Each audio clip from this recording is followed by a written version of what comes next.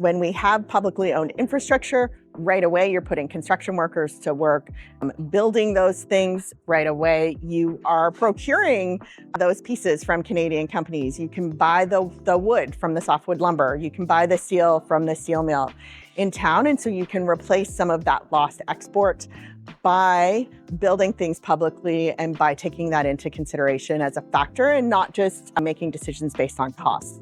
You can put Canadian workers to work. You can give them the training that they need to do these jobs. You can take that into consideration when you're planning your project. Hi, Angella MacEwen, a senior economist at the Canadian Union of Public Employees, CUPE.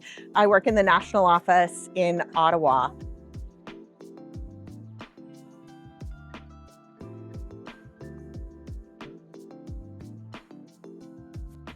Right now is a really critical time where Canadians are talking about how to make our economy more resilient, more independent from the United States. What can we do to foster economic growth, to foster a good, healthy society, a vision of what we want? What action can we take to protect people in Canada from the negative effects of Donald Trump's policies?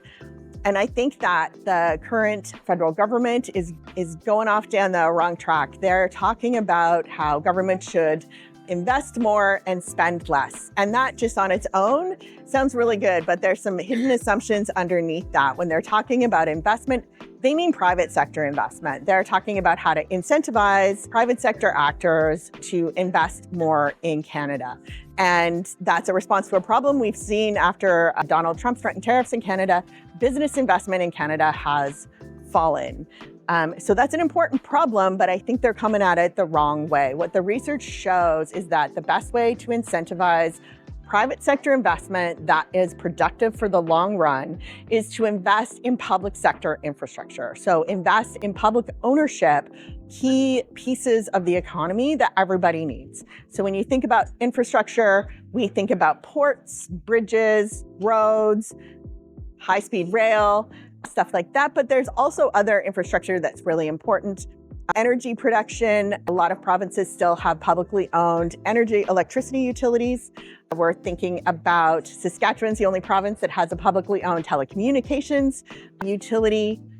And when you have those pieces of infrastructure in place that are meeting the needs of people in rural areas and urban areas and suburban areas, that allows us to communicate with each other, to trade with each other much better. That allows a foundation of a healthy economy where private sector investment is like, oh, it makes sense for me to invest here now because I have everything I need.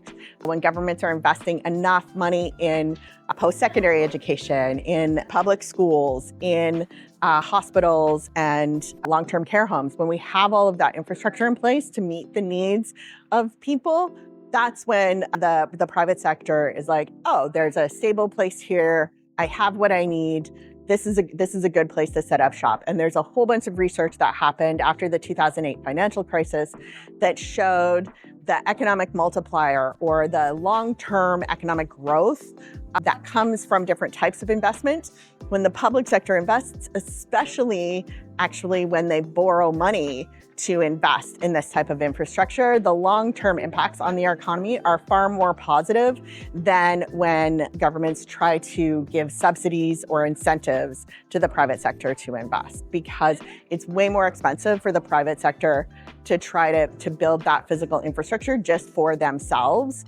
And if they do, they're gonna put it in a place that only works for them, so it might not work for the whole community. They're gonna put user fees on it to try to recapture some of the cost of building it, so it becomes much more expensive for the rest of the community.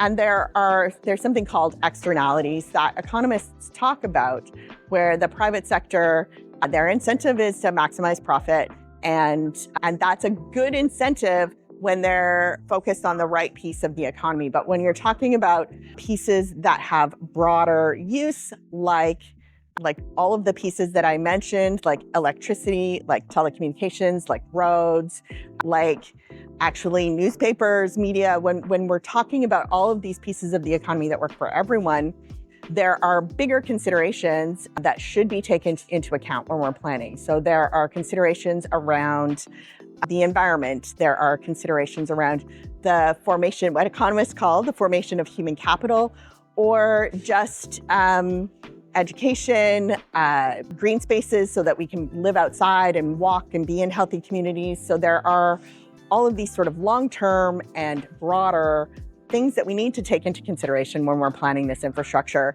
that the private sector can't afford to prioritize and the public sector should.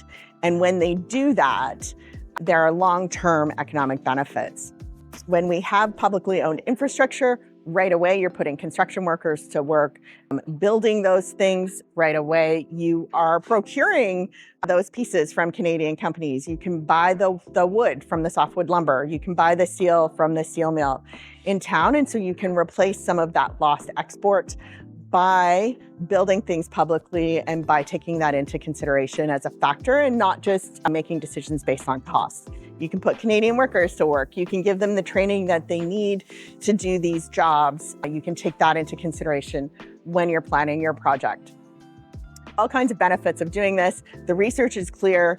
It's actually better for the economy. It's better for the distribution of benefits. So the long-term benefit here is better because more people in Canada benefit from it instead of some of that profit leaking out of the country. So it's important that people trust that the decisions that are getting made about where something goes in their community, how any negative impacts might be handled, those pieces really need to be part of that public ownership so that people trust they're being handled properly, that it's being handled democratically, and that they'll have a voice in it and they'll have say and input so that it works out best. And that's what we're really advocating for the federal government and for provincial governments to do, is to think about some of these factors, to move away from This was all the rage in the 90s when we were signing a bunch of free trade deals and they were talking about needing to balance the books. We've tried this approach before. We know it doesn't work. So we're really advocating for provincial governments and federal governments to rethink and to invest in publicly owned infrastructure and to make that long-term planning and that democratic approach part of their thinking. A really great example would be Canada Post. One of the biggest barriers to interprovincial trade is the cost and availability of transportation. Canada Post has a logistic network throughout Canada that far surpasses any other company or agency. And if we were to build on that infrastructure, invest in that infrastructure, capitalize on it, we would be able to reach people in Canada all throughout the north, all throughout rural areas, and to provide services around that, like access to high-speed internet, access to banking, access to other government services. And using that network, we have now made it easier for Canadians to connect with each other in a low-cost way. And that's really what should be our priority. We should be planning not just based on how much money we can get from somebody to invest in Canada. We should think about what it is that we need for our lives, what it is that we're prioritizing, and then figuring out how to get there. I would like to switch government budgeting from the current approach of just cutting and trying to balance, and instead prioritize what is it that we need, how can we build it, how can we make it work best in each of our communities so that we can live happy, prosperous, socially connected lives.